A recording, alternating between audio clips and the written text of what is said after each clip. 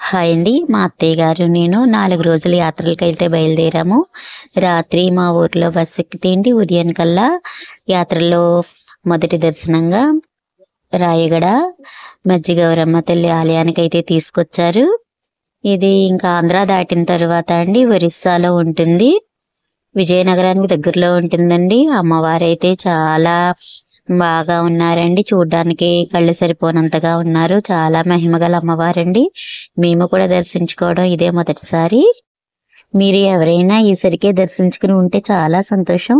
లేనట్లయితే కనుకండి మీ జీవితంలో ఒక్కసారైనా ఈ అమ్మవారిని దర్శించుకునే ప్రయత్నం చేయండి. ఇక ఈ యాత్రలకు మమ్మల్ని తీసుకెళ్ళింది ఎవరంటే అండి అప్పన్న బాబు గారు మామిడాడ.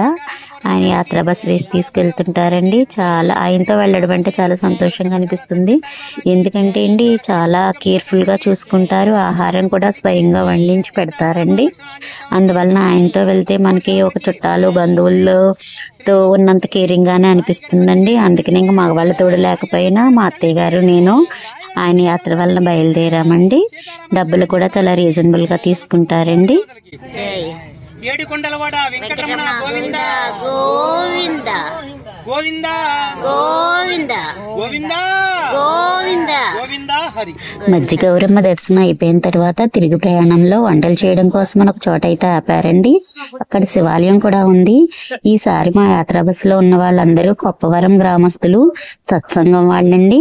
భక్తులు ఎక్కడున్నా కూడా చూడండి వాళ్ళ సమయాన్ని దైవ ప్రార్థనకి ఉపయోగిస్తారు అనడానికి నిరసనంగా ఇక్కడ శివాలయంలో కూర్చొని చక్కగా భజన చేస్తున్నారు. వాళ్ళతో కలిసి ప్రయాణం చేయడం నాకు చాలా సంతోషంగా